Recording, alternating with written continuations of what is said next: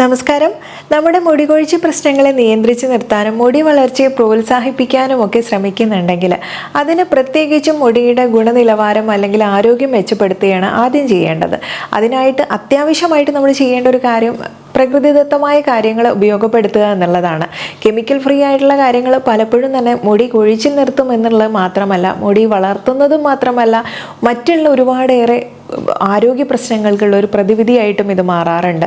ഒന്നുകിൽ നീരിറക്കം പ്രശ്നത്തിനെ മാറ്റാനായാലും അല്ലെങ്കിൽ അലർജി പ്രശ്നങ്ങളെ ഇല്ലാതാക്കാനും മുടിക്ക് ഫോളിക്കിൾസിനൊക്കെ നല്ല കരുത്തേൽക്കുന്നതിന് പുറമെ തലയോട്ടിക്ക് നല്ല തണുപ്പ് കൊടുത്ത് ഉറക്കം ശരിയാക്കാനും ഇങ്ങനെ പല പല ആരോഗ്യ പ്രശ്നങ്ങൾക്കുള്ള പരിഹാര മാർഗമായിട്ട് ഇത് മാറാറുണ്ട്. എന്നാൽ അങ്ങനെയുള്ള ഒരു ഹെയർ സ്പ്രേ നമുക്ക് പരിചയപ്പെട്ടാലോ? ഇത് നല്ല ഹെയർ ഫാൾ ഉണ്ട് നിങ്ങൾക്കെന്നുണ്ടെങ്കിൽ ഇതൊന്ന് പരീക്ഷിച്ച് നോക്കാം. ചെറിയ ചെറിയ കുഞ്ഞു മുടികൾ വളരാനും അതുപോലെ മുടി കൊഴിച്ചിലിന് പെട്ടെന്ന് പിടിച്ചു നിർത്താനൊക്കെ പറ്റുന്ന വളരെ നല്ലൊരു ഹെയർ സ്പ്രേ ആണ്. അതെങ്ങനെയാണ് തയ്യാറാക്കുന്നത് എന്നുള്ളത് അറിയാനും അതുപോലെ ഇത്തരം മുടി കൊഴിച്ചിൽ നിങ്ങൾക്ക് എന്ത് ചെയ്തിട്ടും മാറുന്നില്ല എന്നൊക്കെ ഉണ്ടെങ്കിൽ എന്തെല്ലാം ബ്ലഡ് ടെസ്റ്റുകൾ ചെയ്യണം എന്നുള്ള കാര്യങ്ങളൊക്കെ ഉൾപ്പെടുത്തിയിട്ടുള്ള വീഡിയോ ആണ്. അതുകൊണ്ട് എന്ത് ചെയ്യണം, വീഡിയോ മുഴുവനായിട്ട് കാണണേ, സ്കിപ്പ് ചെയ്തു പോകരുത്. വളരെ ഇമ്പോർട്ടൻ്റ് ആയിട്ടുള്ള ഇൻഫർമേഷൻ ആണ്, ഒരുപാട് പേർക്ക് ഉപകാരപ്പെടും.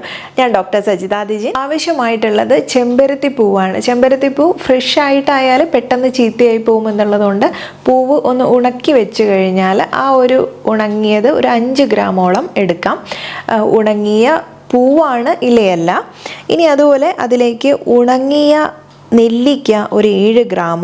ഇനി നെല്ലിക്കയ്ക്ക് പകരം ത്രിഫലയുടെ പൊടിയായിട്ട് നിങ്ങൾക്ക് കിട്ടുമെങ്കിൽ അതൊരു 2 ടീസ്പൂണ് ചേർക്കാം. ഇനി അതുപോലെ ഡ്രൈഡ് ഭൃംഗരാജം, അത് ഭൃംഗരാജം എന്ന് പറയുന്നത് കയ്യോന്നിയാണ്, അതൊരു 5 ഗ്രാം. ഉണങ്ങിയത് തന്നെ എടുക്കുന്നതാണ് നല്ലത്. അല്ലെങ്കിൽ ക്ലോവ്സ് അല്ലെങ്കിൽ ഗ്രാമ്പു എന്ന് പറയും, അതൊരു 2-3 മൊത്തത്തിലുള്ള ക്ലോവ് എടുക്കാം. ഇനി അതുപോലെ റോസ്മേരി, ഡ്രൈഡ് റോസ്മേരി ഒരു 3 ഗ്രാം. ഇനി ഉലുവയാണെങ്കിൽ 5 ഗ്രാം. ബ്ലാക്ക് സീഡ്സ് അല്ലെങ്കിൽ കലൗഞ്ചി, കരിഞ്ചീരകം ഉണ്ടല്ലോ, അതൊരു 3 ഗ്രാം.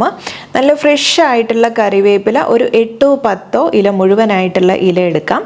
ശിഖക്കായ ഉണ്ടെങ്കിൽ ഒരു 5 എണ്ണം. ഇനി അതിലേക്ക് ഇതൊരു 2 ഗ്ലാസ് വെള്ളത്തിലാണ് നിങ്ങൾ ഉണ്ടാക്കുന്നുണ്ടെങ്കിൽ ഈ ഒരു അളവിൽ ചേർക്കാം. എന്നിട്ട് ഇതെല്ലാം അടച്ചു വെച്ച് അതെല്ലാം നന്നായിട്ട് വാഷ് ചെയ്തെടുക്കണം. അതിനുശേഷം അടച്ചു വെച്ച് ചെറിയ തീയിൽ ഒന്ന് തിളപ്പിച്ച് അതൊരു പകുതിയായിട്ട് വറ്റുന്ന സമയത്ത്, അതായത് 2 ഗ്ലാസ് വയ്ക്കണം, 1 ഗ്ലാസ് ആയിട്ട് വറ്റുന്ന സമയത്ത് തണുത്തതിന് ശേഷം ഒരു സ്പ്രേ ബോട്ടിലാക്കി വെച്ച് കഴിഞ്ഞാൽ സ്കാൽപ്പിലേക്ക് സ്പ്രേ ചെയ്യാനായിട്ട് ഉപയോഗിക്കാനായിട്ട് പറ്റും. ഇത് രാത്രി കിടക്കുന്നതിന് മുൻപ് ചെയ്യാം. നീരിറക്കം പ്രശ്നങ്ങളൊക്കെ ഉള്ളവരാണെങ്കിലും അവർക്ക് ഇതിലേക്ക് പനിക്കൂർക്കയുടെ ഇലയും കൂടെ ചേർത്തിട്ട് സ്പ്രേ ചെയ്യാനായിട്ട് എടുക്കാം. ഇനി ഇത് പുറമെ വെക്കാൻ പറ്റില്ല എന്നുള്ളത് കൊണ്ട് നമ്മൾ പ്രത്യേകിച്ച് മറ്റ് കേടാവാതിരിക്കാൻ ഒരു ഇൻഗ്രീഡിയൻസും ചേർക്കുന്നില്ല എന്നുള്ളത് കൊണ്ട് നിങ്ങൾക്കിത് ഫ്രിഡ്ജിൽ തന്നെ സൂക്ഷിക്കാം.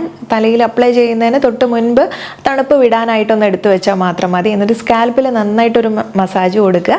ഇത്തരം കാര്യങ്ങൾ ചെയ്യാം. വളരെ ഡെയിലി തന്നെ നമുക്ക് ഉപയോഗിക്കാൻ പറ്റുന്ന കാര്യമാണ്. ഇനി അങ്ങനെ നീരിറക്കം ബുദ്ധിമുട്ടൊക്കെ ഉള്ളവരാണെങ്കിൽ ഒരു ആഴ്ചയിൽ 3-4 ദിവസം നിങ്ങൾക്ക് ഉപയോഗിക്കാവുന്നതാണ്. ഇത് വളരെ നല്ലൊരു സ്പ്രേ ആണ്. ഇങ്ങനെ സ്കാൽപ്പിന് ഒന്ന് ബ്ലഡ് സർക്കുലേഷൻ കൂട്ടാനൊക്കെ സഹായിക്കുന്ന ഒരു ടിപ്പ് കൂടിയാണ്. എല്ലാം പരീക്ഷിച്ച് മടുത്തിട്ടും നമുക്ക് പുറമേക്കുള്ള പ്രശ്നങ്ങളല്ല ഉള്ളിലെ പ്രശ്നങ്ങളാണെന്ന് നിങ്ങൾ മനസ്സിലാക്കിയിട്ടുണ്ടെങ്കിൽ അതെങ്ങനെ മനസ്സിലാക്കിയെടുക്കാം എന്നുള്ളതല്ലേ. അത് നമുക്കൊരു CBC ടെസ്റ്റ് ചെയ്ത് നോക്കാം. മൊത്തത്തിൽ ചെയ്ത് നോക്കുമ്പോൾ അതിൽ തന്നെ ബ്ലഡ് കുറവുണ്ടോ അല്ലെങ്കിൽ നിങ്ങൾക്ക് ഹീമോഗ്ലോബിൻ കൗണ്ട് കുറഞ്ഞിട്ട് അനീമിക് ആണോ, വിളർച്ചയുണ്ടോ എന്നുള്ളത് മനസ്സിലാക്കാനായിട്ട് പറ്റും. അതിന് പുറമെ വൈറ്റമിൻ ഡിയും vitamin B12, serum ferritin, iron profile, അതുപോലെ സിറം ഫോളേറ്റ്, തൈറോയിഡ് പ്രൊഫൈലിൽ TSHും T3യും T4ഉം ചെക്ക് ചെയ്ത് നോക്കാം. അതുപോലെ സിറം സിങ്ക്, മഗ്നീഷ്യം, കാൽസ്യം ഇതൊക്കെ തന്നെ ഒരു തവണ ചെക്ക് ചെയ്യുന്നത് നല്ലതാണ്. ഇതിലെന്തെങ്കിലും ഡെഫിഷ്യൻസി, ഇത്തരം വൈറ്റമിൻസിൻ്റെയോ മിനറൽസിൻ്റെയോ വല്ല ഡെഫിഷ്യൻസി നിങ്ങൾക്ക് കാണുന്നുണ്ടെങ്കിൽ അതിന് നികത്തി കഴിഞ്ഞാൽ തന്നെ ഈ ഒരു മുടിയുടെ പ്രശ്നങ്ങളെ നമുക്ക് സ്റ്റോപ്പ് ചെയ്യാനായിട്ട് പറ്റും. ഈ മുടി കൊഴിച്ചിലെന്ന് പറയുമ്പോഴേ പലരും സൗന്ദര്യ പ്രശ്നത്തിൽ പെടുത്താറുണ്ട്. അല്ല, പലപ്പോഴും നമ്മുടെ ശരീരത്തിൽ ഇങ്ങനെയുള്ള വൈറ്റമിൻസോ മിനറൽസോ കുറയുന്നതിൻ്റെ ഒരു ലക്ഷണമായിട്ട് മുടി കൊഴിച്ചിൽ കാണാറുണ്ട്. ഇനി അത് പല വിധത്തിലുണ്ട് കേട്ടോ. അലോപേഷ്യ ഏരിയേറ്റ എന്നുള്ള രീതിയിലൊക്കെ പറയാറുണ്ട്. ആയുർവേദത്തിൽ ഇന്ദ്രലുപ്ത എന്ന് പറയും, അതായത് വട്ടത്തിൽ മുടി കൊഴിഞ്ഞു പോകുന്ന ഒരു അവസ്ഥയാണ്. ഇങ്ങനെയുള്ള സമയത്ത് നമുക്ക് ആയുർവേദത്തിൽ മാലത്യാദി വെളിച്ചെണ്ണ പോലുള്ള വെളിച്ചെണ്ണകളൊക്കെ അപ്ലൈ ചെയ്യുന്നതും കുറച്ചധികം ട്രീറ്റ്മെൻറ്റുകളുണ്ട്, പക്ഷെ ഓയിലായിട്ട് ഇതൊക്കെയാണ് നൽകാറുള്ളത്. ഇനി അത് മാത്രമല്ല, നമുക്ക് പെട്ടെന്ന് മുടി നരച്ചു പോകുന്നു എന്നുള്ള പ്രശ്നങ്ങളെ ഉണ്ടെങ്കിൽ പലരും ഏതെണ്ണ എന്നുള്ളൊരു ഓപ്ഷൻ പലപ്പോഴും ചിന്തിക്കാറുണ്ട്. എണ്ണ ശരിയാണ്, എണ്ണ അപ്ലൈ ചെയ്യുന്നത് എപ്പോഴും നല്ലതാണ്. അത് മുടി വളർത്തുക എന്നുള്ളൊരു ഉദ്ദേശത്തിൽ മാത്രമല്ല, തലയ്ക്ക് നല്ല തണുപ്പ് കൊടുക്കാനും അതല്ല മുടി നരയ്ക്കാതിരിക്കാൻ, എളുപ്പത്തിൽ ഏജ് എത്തുന്നതിന് മുൻപേ നരയ്ക്കുന്ന പ്രശ്നങ്ങളൊക്കെ ഉണ്ടല്ലോ, അതിനെയൊക്കെ മാറ്റാനൊക്കെ ഈ എണ്ണ നല്ലതാണ്. നല്ല ഉറക്കം കിട്ടാൻ, മെൻ്റൽ സ്ട്രെസ്സൊക്കെ ഉണ്ടെങ്കിൽ അതിന് നന്നായിട്ട് കുറയ്ക്കാനൊക്കെ ഇത് സഹായിക്കും. കണ്ണിൻ്റെ കാഴ്ചശക്തി കൂട്ടാൻ സഹായിക്കുന്നുണ്ട്.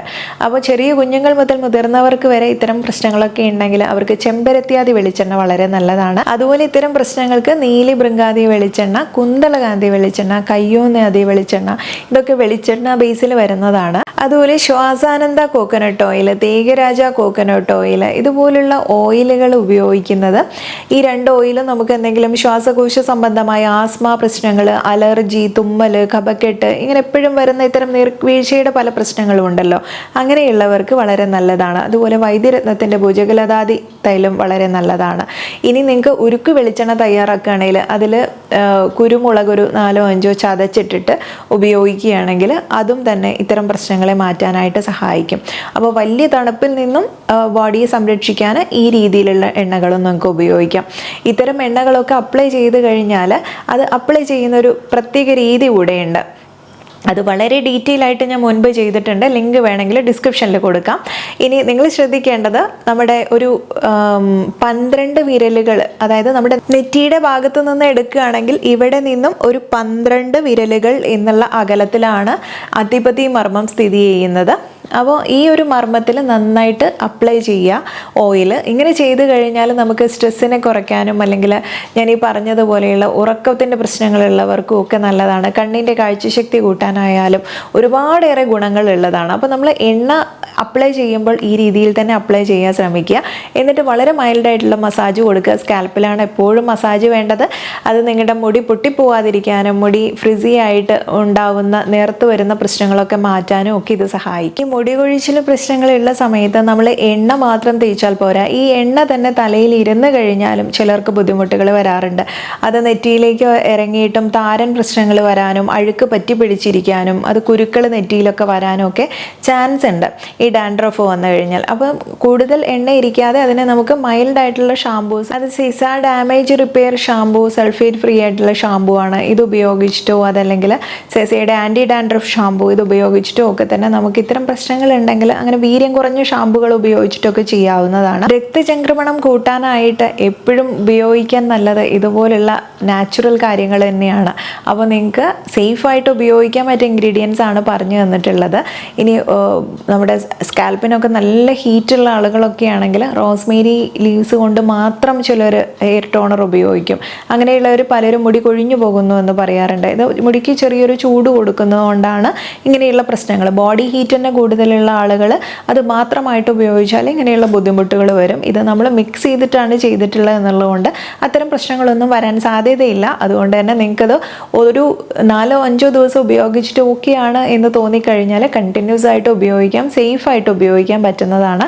പിന്നെ ആർക്കായാലും സ്കാൽപ്പിന് എന്തെങ്കിലും ഇഷ്യൂസ് തോന്നുകയാണെങ്കിൽ അതിപ്പം ഇത്ര നല്ല ഇൻഗ്രീഡിയൻസ് ആണെങ്കിലും അപ്പോൾ തന്നെ സ്റ്റോപ്പ് ചെയ്യാവുന്നതുമാണ്. നമുക്ക് മാച്ച് ആയിട്ടുള്ളത് ഏതാണെന്ന് കണ്ടുപിടിച്ച് ഒരു കറക്റ്റ് ആയിട്ടുള്ള ഹെയർ കെയർ റൂട്ടീൻ കണ്ടെത്തി കഴിഞ്ഞാൽ തന്നെ വളരെ നല്ല ഒരു ഹെൽത്തി ആയിട്ടുള്ള ഹെയർ മെയിൻറ്റെയിൻ ചെയ്യാനായിട്ട് പറ്റും. അപ്പോൾ ഇന്നത്തെ വീഡിയോ ഒരുപാട് പേർക്ക് പ്രയോജനപ്രദമായിട്ടുള്ളതായിരിക്കും. കാരണം ഒത്തിരി ടിപ്സ് ആൻഡ് ട്രിക്സുകളൊക്കെ ഉൾപ്പെടുത്തിയിട്ടുള്ള വീഡിയോ ആണ്. നിങ്ങൾക്ക് ഇത്തരം ഹെയർ ടോണറുകൾ ഒരുപാടേറെ ഗുണം ചെയ്യും. സ്പ്രേ ചെയ്തിട്ട് ഒരു മസാജിൻ്റെ മാത്രം ആവശ്യമുള്ളൂ. എപ്പോഴും ഹെൽത്തി ആയിട്ടുള്ള സ്കാൽപ്പിനെ മെയിൻറ്റെയിൻ ചെയ്യാൻ സഹായിക്കുന്ന കാര്യങ്ങളാണ് ഇതൊക്കെ തന്നെ. അതുകൊണ്ട് കണ്ടു കഴിഞ്ഞാൽ എല്ലാവർക്കും ഉപകാരപ്പെടട്ടെ. ഷെയർ ചെയ്യാൻ മറക്കില്ലല്ലോ. നെക്സ്റ്റ് ഒരു വീഡിയോയിൽ നല്ലൊരു വിഷയവുമായി വീണ്ടും കണ്ടുമുട്ടാം. നന്ദി.